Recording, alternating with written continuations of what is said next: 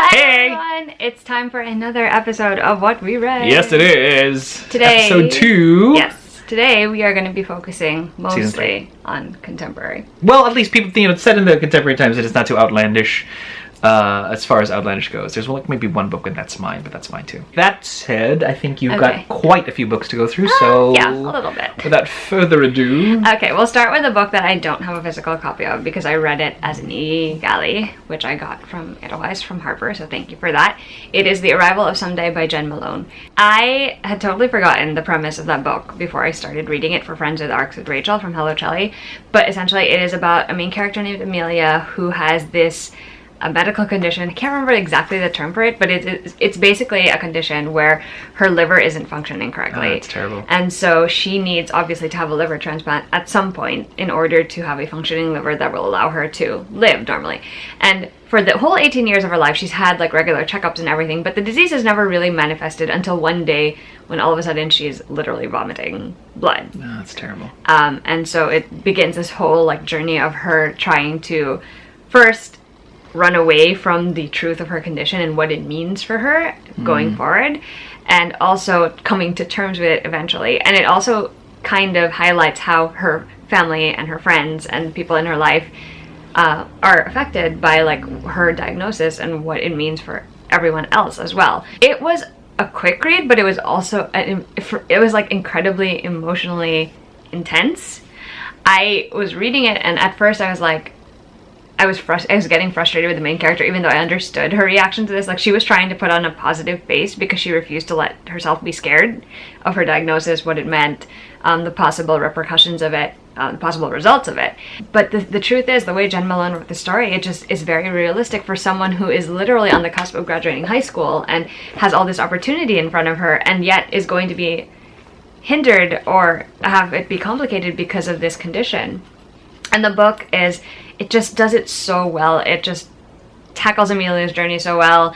It feels very real and raw and emotional. It feels like you're reading about it happening to someone you know. And I also really like that she took the time to flesh out the different relationships, like the close ones she has in her life, and how those people they're all affected differently by Amelia's diagnosis, and they all handle it differently. And I think it's just very well done. It's one of those books that if any sort of, what do you call it, medical condition like that, like a chronic medical illness like that, is something that will trigger you, you might want to skip it, because there are a lot of things that happen in it where you're just, like, it's very scary and it's very anxiety inspiring. Inducing. So I can't say I enjoyed it because it was very hard to read, but I think it is written in a very effective way, and I think it was worth reading. Yeah, it was a really good, compelling read, and I'm glad I read it, even though it was also like, by the end of it I was just like reduced to tears because it was so emotionally draining in that sense. Yeah, that's Sometimes terrible. you need that though. Sometimes. A good cry is important for the soul. On a completely different note, I also read a book called The Bookish Life of Nina Hill, which is by Abby Waxman. This book is about Nina Hill, and she leads a pretty simple life. She's content with that too. Like, she lives on her own, she works in a bookstore, she sticks to a set schedule, like, she's comfortable, you know what I mean? Like, she's happy. But then her life is like turned on its head when she is told that her father, who she's never known, like never met, never known, has actually left her something in his will. And now she's meeting all of these people that she never knew are part of her extended family. She has a very big extended family. And it's sort of slowly like driving her crazy because like it's messing up everything she thought was true. And so the entire story is basically about Nina coming to terms with how life isn't always something you can plan, whether it comes to people or things or life circumstances or relationships. There's not always a lot you can do about being in control of that stuff. I will say at the beginning of this one, the first half of it is a bit dry for me. You're kind of experiencing Nina and getting to know her in a very detached way because that's how the author chose to write this narrative, and that's not a bad thing per se, it's just not something that works for me most of the time. But I will say that the second half of it is much better because you see Nina having more relationships with other people, and there is sort of a warmth that comes with that, and that makes it so much easier to like get invested and really enjoy what's going on in the story. The author also did an incredible job just throwing in all of these things that make the story feel very unique and real. Like, Nina and her friends are into trivia, and they do that like regularly, like competitively too. Also, Nina obviously loves books, so there's a lot of talk about books she loves, or the way she feels when she's reading something, or why reading is important to her. Like, she has things on her schedule where she's like, I'm doing nothing, but that really means like she's spending the entire night reading something and just having time to herself. She also does a great job with a huge family dynamic. Like I said, Nina discovers that she has a huge family that she did not know anything about, and so of course she's getting to know them. And not all of them are welcoming, obviously, because who would want to welcome someone like who was your dad's like daughter from someone else that you didn't know? But eventually, like, the way she is able to navigate these new relationships in her life and the way these people slot into her life is so great and so much fun to read. It's actually quite an intriguing story, and I would highly recommend it if you're looking for something to read like at the beach or on vacation. It's a good one. Again, complete change of pace. It's a book called If I'm Being Honest, and this is by Emily Wibberley and Austin Siegeman Broca. It reminds me a lot of the movie 10 Things I Hate About You. In this story, the main character, Cameron Bright, is basically like known for being a bitch. And that's because she tends to speak her mind without really trying to filter. Like, even if what she's saying is true, it doesn't necessarily mean that she should be saying it that way or should be saying it at all. Cameron wants to date this guy, but because of something that happens, the guy also starts seeing her as a bitch. And she decides that she's gonna go on this redemption journey and make amends with every single person she's managed to hurt. It starts off as her trying to tame the shrew, tame herself basically, but it actually ends up becoming a journey for her to realize that, you know, it's not so much her wanting to tame the shrew, it's her discovering who she might really be. Wow. Because the reason the way she is because of a lot of her own personal life circumstances, and that slowly unfolds over the course of the book. Okay, I read the author's first novel. I liked it. I didn't love it.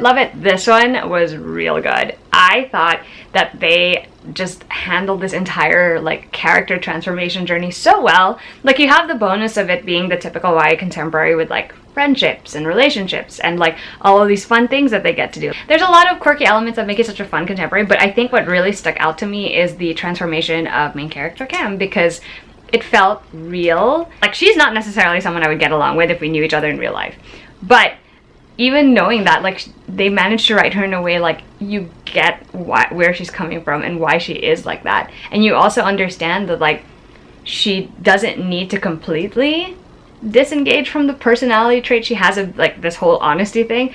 Like, it's not something she has to completely disengage from, but the more self-aware she becomes that she's being selfish or just looking at her own goals or like just not paying attention to anyone else, like, it really transforms her, and it's really, really well done, and I really enjoyed that. Lovely. So yeah, would highly recommend checking this out, and I'm looking forward to their next book. We have 10 Blind Dates by Ashley Elston. Okay, 10 Blind Dates has a premise that is right out of a teen rom-com.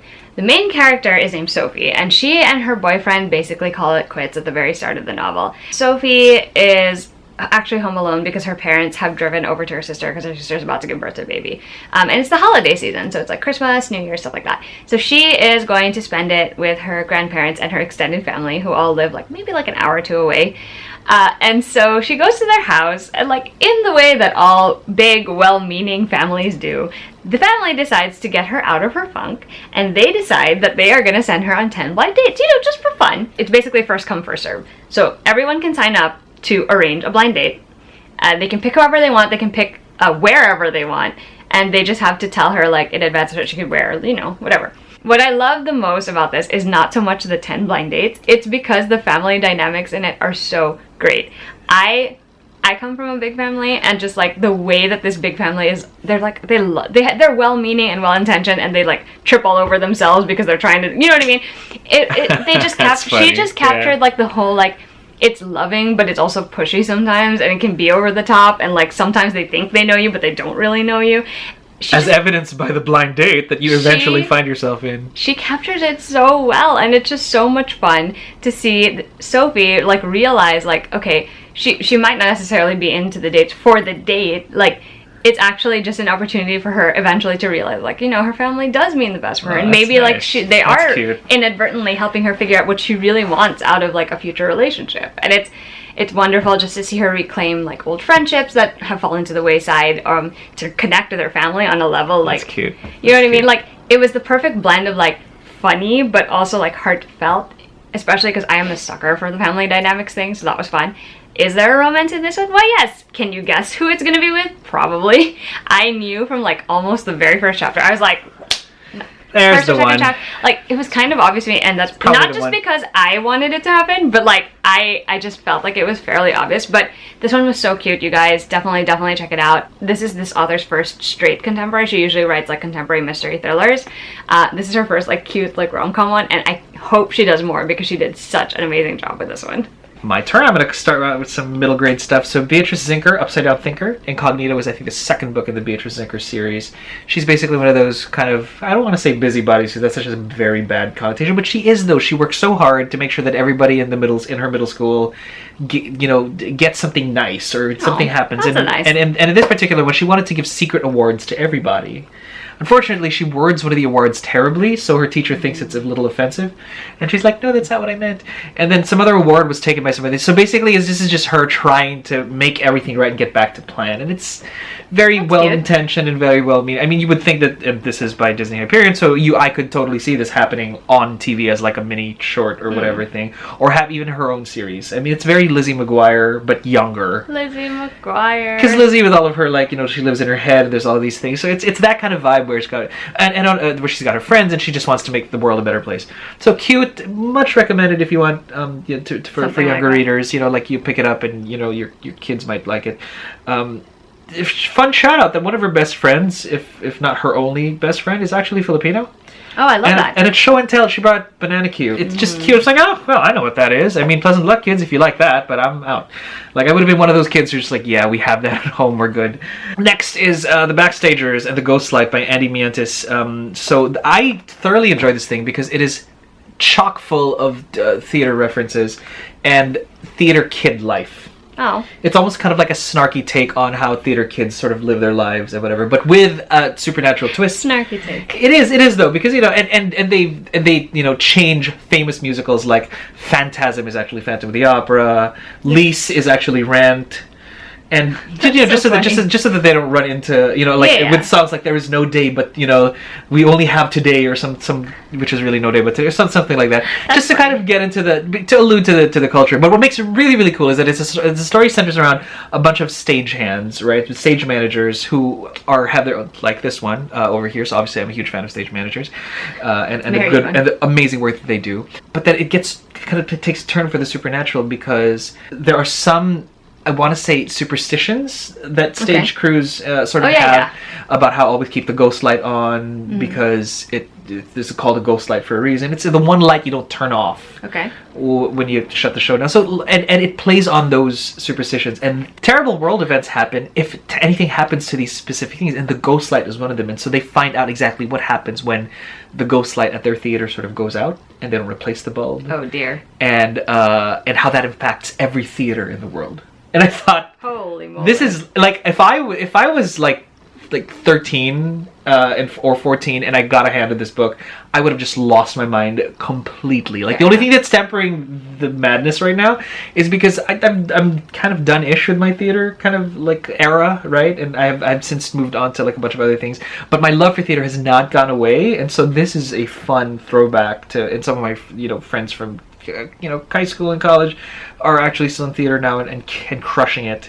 So this would have been like awesome for the nerdier ones. That's like, what will happen if the ghost light goes out, and what will the brave stagehands do to fix it? But anyway, which leads me to my actual, I think this was a huge win. It's called Someone Else's Shoes by Ellen Whittlinger, I want to say, who has written a bunch of other books that's gotten an award. And what I like about this particular read is it's about a girl whose cousin and her, I want to say her mom's brother, moves in with them after her aunt commits suicide, and now the whole family has to come together around it. And so she's like sort of an ersatz older sister suddenly out of nowhere, and her uncle is tuning out daily, who used to be a musician, but now he's just like retired for a little bit because he just couldn't handle the loss of it, which makes it worse because suddenly out of nowhere her mom, who's dating some random guy, she hears their relationship is getting better, and that guy's son has a really bad rep. Because the dad has to do the stepdad has to do something, asks if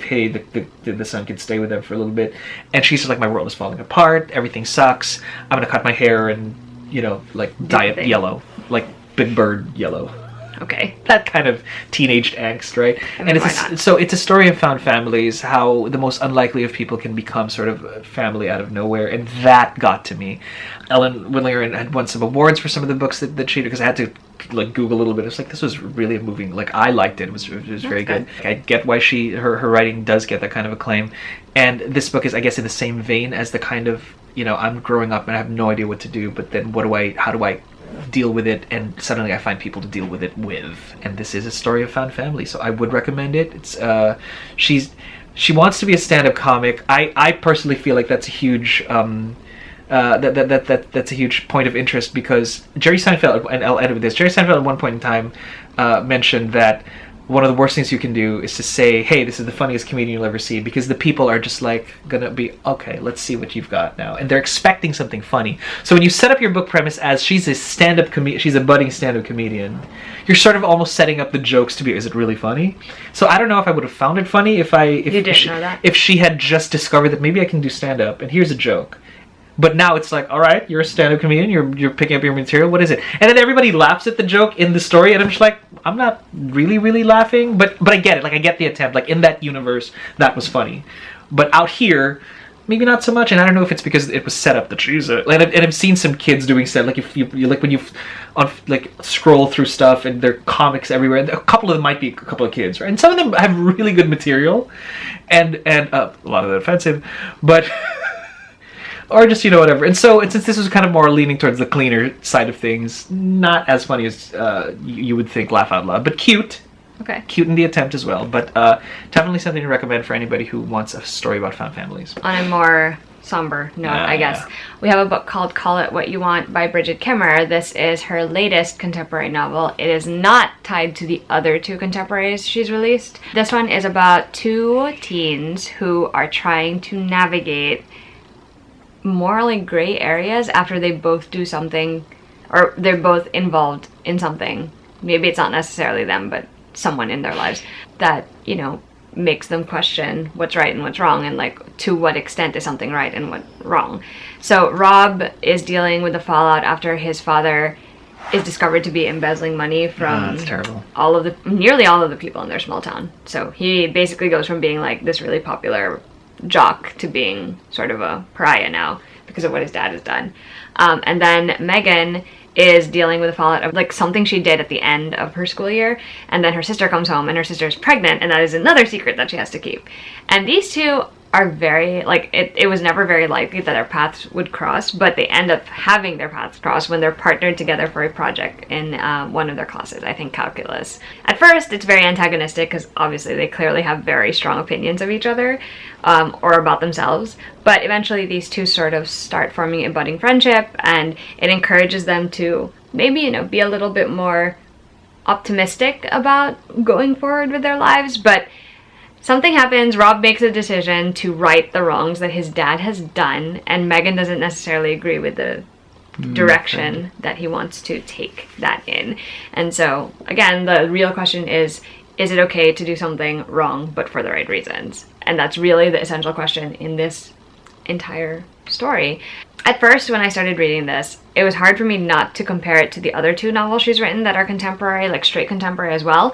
But eventually, like, the story started standing out on its own. It reminded me a little bit of reading The Lying Woods by Ashley Elston, because the guy's situation in it is exactly the same. His dad was embezzling money, and, he was taking the money in the town and doing the same thing. And the guy also ends up becoming sort of a pariah. But in this one, it's slightly different, I guess, because the real question is how Rob is gonna, react after this. Like, he feels guilty for what was done. He wants to make it right, and not even just for the sake of, like, doing the right thing, but because his guilt complex is, like, huge in this one. And then there's Megan, who's also dealing with, like, the fact that she's keeping so many secrets to herself, and she doesn't know how to navigate that, because, like, that's a lot to ask from someone. And it's just this very interesting play on, like, again, that same question, like, when does something wrong become right? Is that even possible? I cried at the end of this book. Like, I just got very emo at the end of it. I think it was very well done. As usual, Bridget Kimmer writes in a way that's compulsively readable, and her characters are great. Their relationships are always complex and interesting, and I still would recommend this one, although I will say that it is definitely not as easy to read as the other two because it feels a little heavier in many ways. And also the ending of this one feels a little more open in a lot of ways. Like, it does have an ending, but at the same time, like, you know that there's still more to the story, or you feel like there's still more to the story. Another book that made me cry, Twice in a Blue Moon by Christina Lauren. This is a second chance romance. So Sam and Tate meet for the first time when they're in the older spectrum of teens and young, like, new adults, I guess. And they fall in love during this, like, 2-week vacation they're both on in London. And then a betrayal happens at the very end of it. The story then skips ahead to maybe like 14 years later. And so Tate has now become this famous actress. And she signs on to do this movie that is a little bit different from like the normal stuff she do. She got her start doing like the typical like teen paranormal stuff. And then when she gets to the set, she finds out that Sam is the screenwriter for the movie. And so it is the first time they have encountered each other since the incident occurred. And will they work it out? I don't know. But this is a Christina Lauren book, so you can probably guess what happens. This was really good. I have enjoyed a lot of Christina Lauren's works, but this is actually one of the ones I truly, truly like felt emotional about. I cried. I'm not usually much for second chance romance, surprisingly. Like, I enjoy that trope, but I don't read it very often. I think they did a really good job with it in this story in particular. I quite enjoyed it. I also like the, you know, the hint of celebrity life in there because obviously she's an actress, and that will also affect the outcome of their second chance relationship. It was really, really well done. Again, very enjoyable. Christina Lauren, would definitely recommend you guys check this out. And the last two books we're going to talk about are connected. I reread The Start of Me and You, which is my favorite Emery Lloyd book, and then I promptly read the sequel, which is The Map from Here to There. I still love this book as much as I did the first time I read it. I remembered so much of it, but I also didn't remember enough of it in specifics. And it just felt like I was reading it for the first time all over again, and that's always a really, really good feeling. In this story, the main character, Paige, is trying to come to terms with who she is. Everyone has been identifying her as the girlfriend of this guy who died in a terrible camping accident. Like, he drowned. She has sort of withdrawn herself from the world after that incident, not just because she was grieving him, but because like she started having panic attacks over drowning, and then she started feeling, you know, anxious about a lot of things that were out of her control. And so Paige is the kind of person who likes planning things, and so she decides to make herself this list of like things that she can do to sort of get a grasp on her normal life again and who she is and what she wants, and to make her like school year amazing. So with the support of her group of friends both old and new, she ends up, you know, trying a bunch of new things and learning a little bit more about herself and facing this grief and this fear that she's been harboring for so long. And it's so good. It's so delightful. I love Paige so much because I found her so relatable. I love the friendship group in this one, and I definitely like the romance in this one because I just love him so much.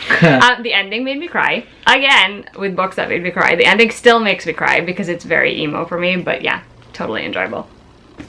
And then I read The Map from Here to There. Here's the thing. I was perfectly content with my like happy ending over there for The Start of Me and You.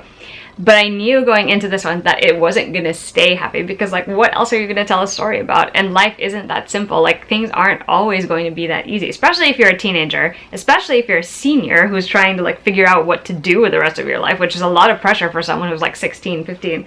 And so in this story, Paige and her friends and her romantic relationship, they're in their senior year and they're trying to figure out what they want to do, how to both fully embrace the senior year experience, but also like what is their future going to look like.